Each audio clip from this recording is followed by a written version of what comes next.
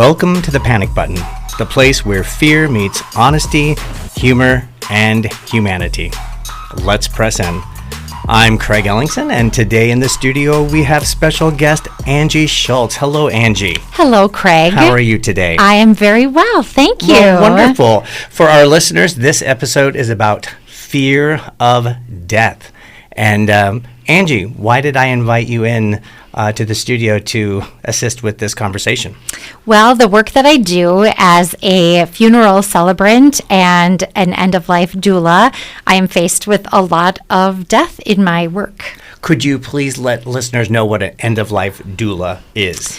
It is a service that I can provide to families to help people navigate the end-of-life process. So whether that's having a life legacy project done or planning your funeral, or just helping you figure out how do you want your last days to be, maybe after you've gotten a diagnosis or just old age. So is this relatively a new phenomenon, or is it, because most of us have probably heard of birth doulas? Yes. Yes. It is a new field that has gotten quite a bit of traction lately, especially since COVID times. Okay. But I think it's sort of an age-old practice where women would come in and help care for the birthing mothers, as well as we took care of our elders when they were dying at home as well. So it's a similar kind of ancient process or job that people have done for centuries, but maybe it just didn't have a name for it.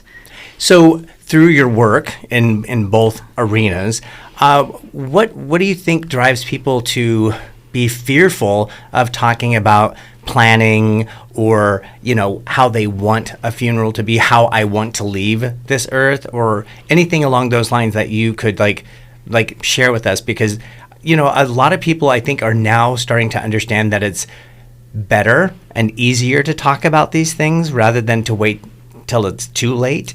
So what are some of those discussions that you're having, and why do you think we're having them now and we maybe didn't have them 10, 15 years ago? Well, we live at a time probably in the most death avoidant culture that has ever been. We often, people are living a lot longer. So Right. you might be, I'm 53 and I just had my first significant death Right. in my life. Okay. So whereas in the old days, you probably had a lot of people die, and you watched people die in your home before you were the age of 10. And so I think we've come to this place where death has become unusual in a way. We've made it unusual because of medical advances. Oh, that's very interesting. I never thought of it that way. And so we prolong life so much longer than we've been able to in the past. And that is, so we've gotten to sort of think, well, maybe if we don't talk about it, it won't happen. And we know it is going to happen. Right. It may happen when you're 98, but it is still going to happen. And so having just real conversations about what you want, but actually it's really not even about how you want to die. It's about how you want to live until you die. So that to me has been probably the most enlightening part of my work, is just, obviously people are living longer, but there are people that still die when they're young. There's still people that Right. have accidents and still die of cancer or die, suddenly for whatever reason. And so this work has really made me really think about, how do I want to live my days and what's important to me.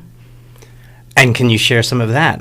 What are some of those questions that you ask that now you're asking yourself to answer, right? Well, I sometimes, if I'm doing something, I'm like, I think, if this were my last day on this earth, is this how I want to feel, or is this what I want to do? So it changes the framework of what I might be thinking about in what I'm doing. Like, how do I want people to remember me? Do I want to be remembered as someone who was kind or helpful, or do I want to be remembered as just kind of a crazy busy person who's running around with her head cut off? Like that has really shown a spotlight on what is important to me, and how I hope other people can feel that too when you are confronted with your mortality. Right.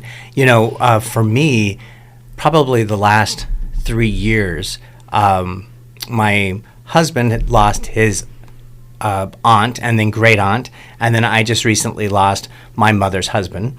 And it does spark things in your mind to go, wait, what do we need to do? What do we need to communicate? How do we want to have those last remaining days? Because we really did learn something, my husband and I, especially with his great aunt, who probably should have gone into hospice earlier and just been, at peace, not so much in pain, versus, wanting to push them to live longer than they needed to, or maybe even didn't want to. And so what kind of conversations can you have with maybe the person who is actually going through the process, as well as the people who are probably some of the people who are saying, no, we need to keep helping this person edge along or push along? Right. Well, it's difficult because the average hospice stay is only 7 days, which is an incredibly short amount of time when you think of what services could be offered to and comfort could be given to the person who's dying.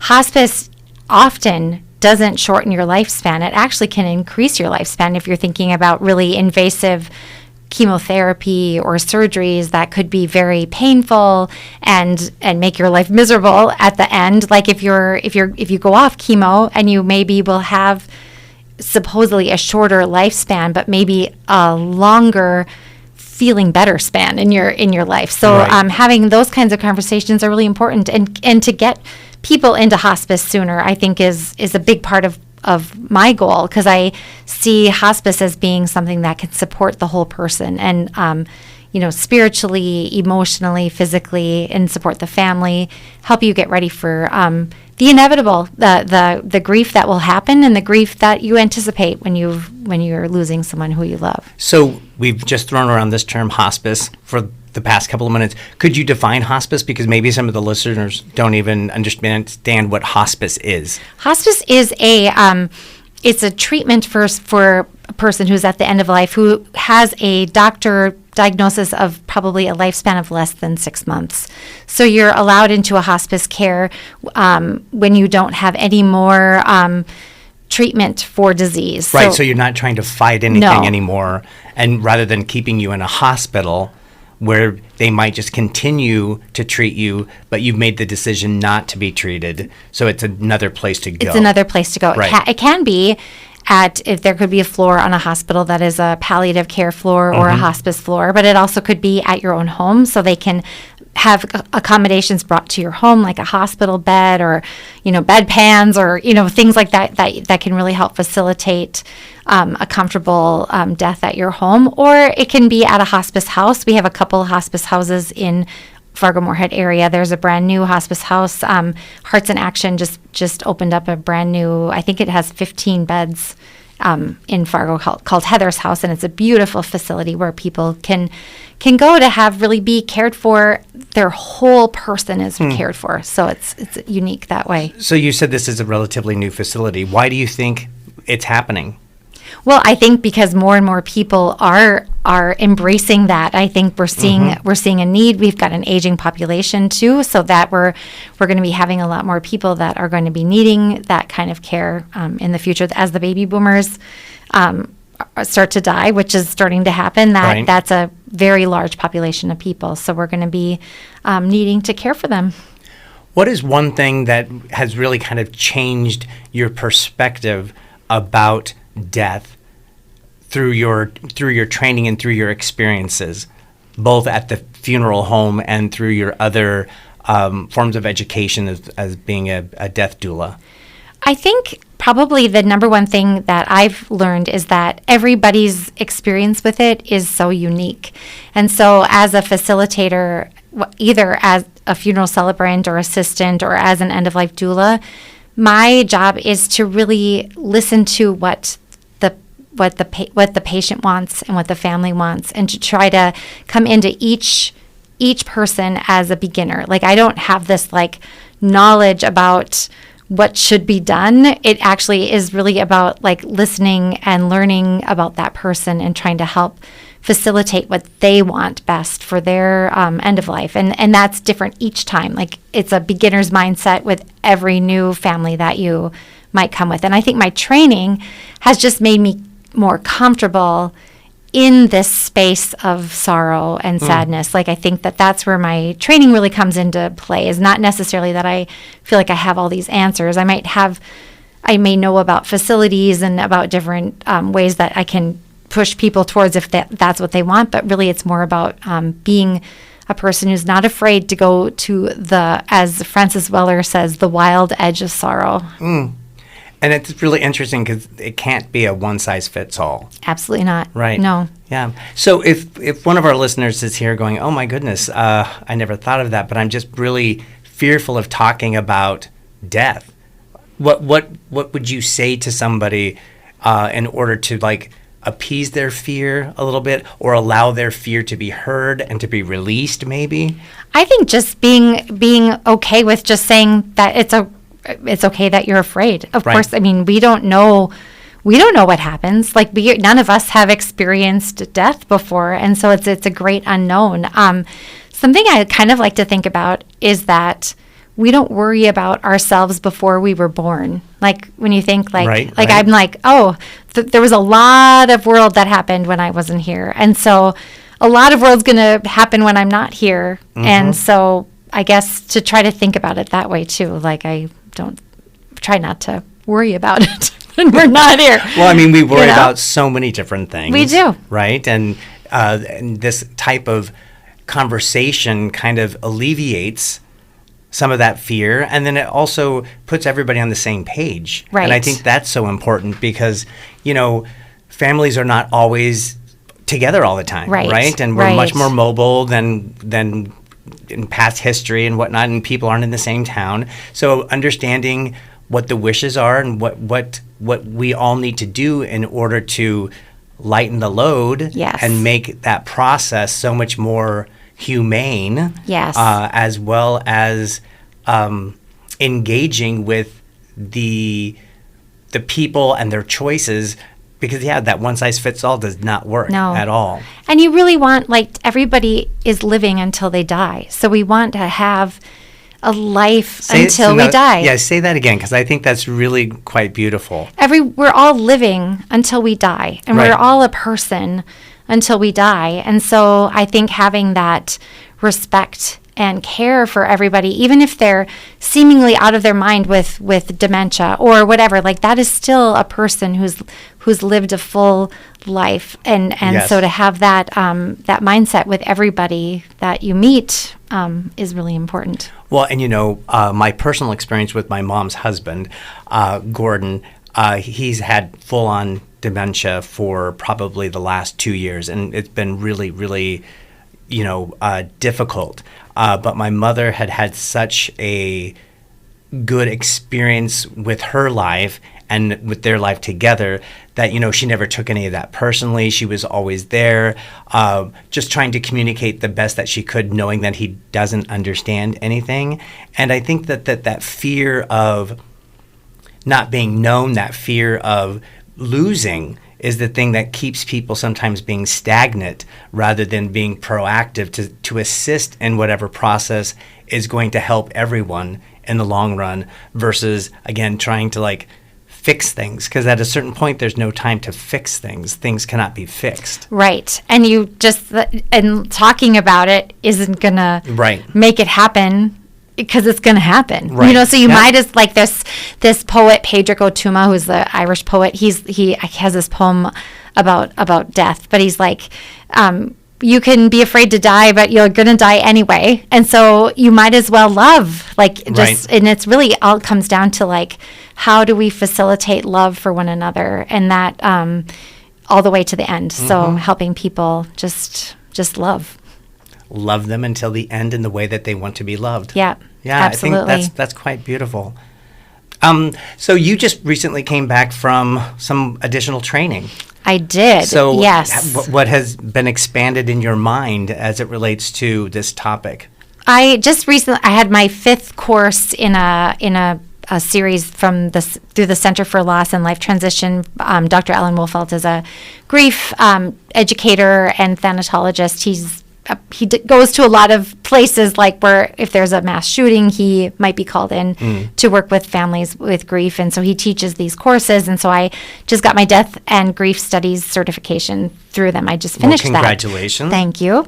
I actually feel like I don't really, the more I learn, the more I feel like I don't even know. But my week this last week was focused on suicide death, which was probably one of the heaviest weeks that I encountered, because it's there's so much wrapped up and so much stigma still attached to suicide death that it was very meaningful and very important to learn about. Right. So, Well, I mean, that sounds like it could be a whole nother episode, because the fear of the stigma and Yes. talking about suicide and all the potential Yes. flags that were missed, and everybody blames themselves. Yeah. And what ifs and if onlys, like that's Yeah. like we talked about that. Like so many people get stuck in their grief because of that stigma, and because we think we can control other people, and actually we really can't. And so a lot of that, just taking the stigma out of suicide, was a big part of the learning that we did, and also just learning how to help support people who have had a loved one die of suicide. Right.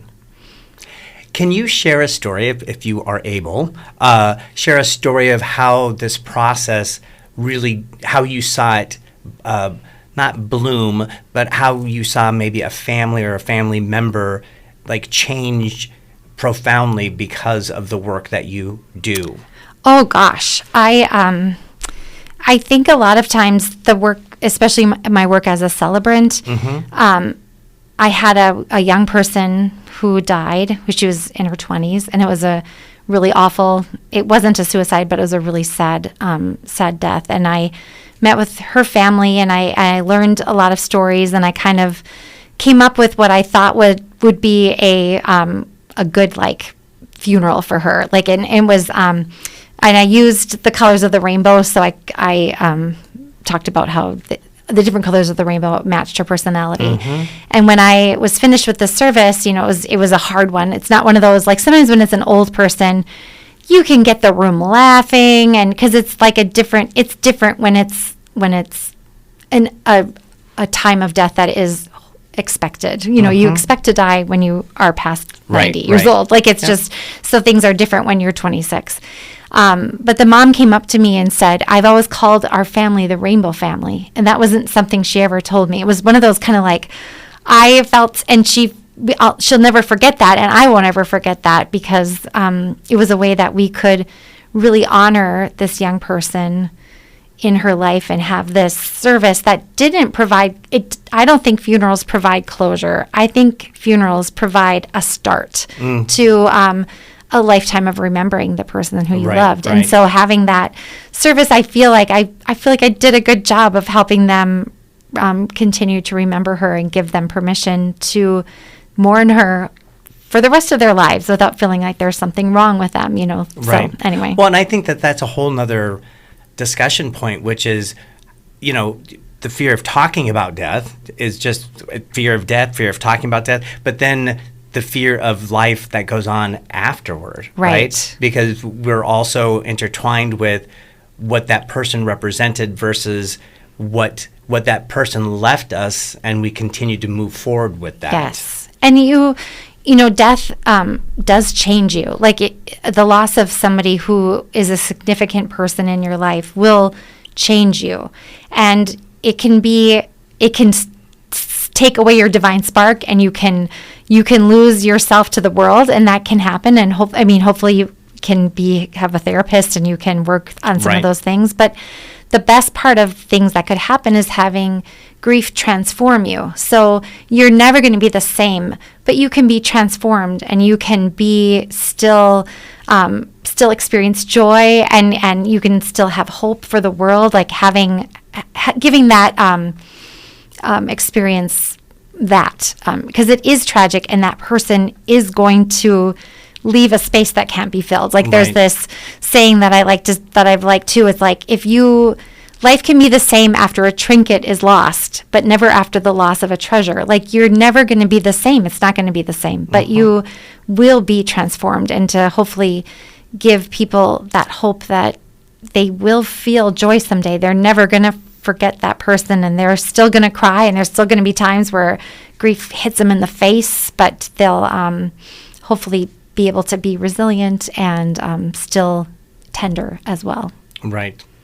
Well, clearly, one major theme that has continued over and over again this evening is talking, right? Right. So having those communications not only internally within a family, but then when you transition into hospice or whatnot, having those channels of communication open so you are aware. Yes. And then you've also talked about therapy and having those discussions, because I think so often some of that fear is rooted in, well, clearly the unknown, right? Right. But the more that you are open, and part of that openness has to come through communication of some sort. Absolutely. And so having those channels open, I would say as early as possible versus, again, waiting until it feels like it's too late. Right. I mean, if you're 18, you should have a will. And Right, that, I mean, right. that is like, that sounds morbid, but it's the truth. Like you Right. should have at least something written down about what you would want with your things, or what's important to you. Like, yeah, I think that's an important thing to consider. So, last point, if someone came up to you and said, Angie, I have such a fear of death, what would you lead them or leave them with, or lead them toward maybe? I would ask them, tell me more. What have you experienced that makes you feel that way? And actually, them even naming that fear is better than not saying it too. You know, like, Right. I think a lot of people have a fear of death, but they're like not even afraid. They're afraid to even speak it because Right. it brings it into existence. But it's already there anyway. It's already there. It's hanging over us. Yeah. Well, Angie, thank you so much for this discussion. You're so welcome. I do Thank hope you. some of our listeners took something away with that. And thank you so much for joining us. And listeners, please join us again on the Panic Button.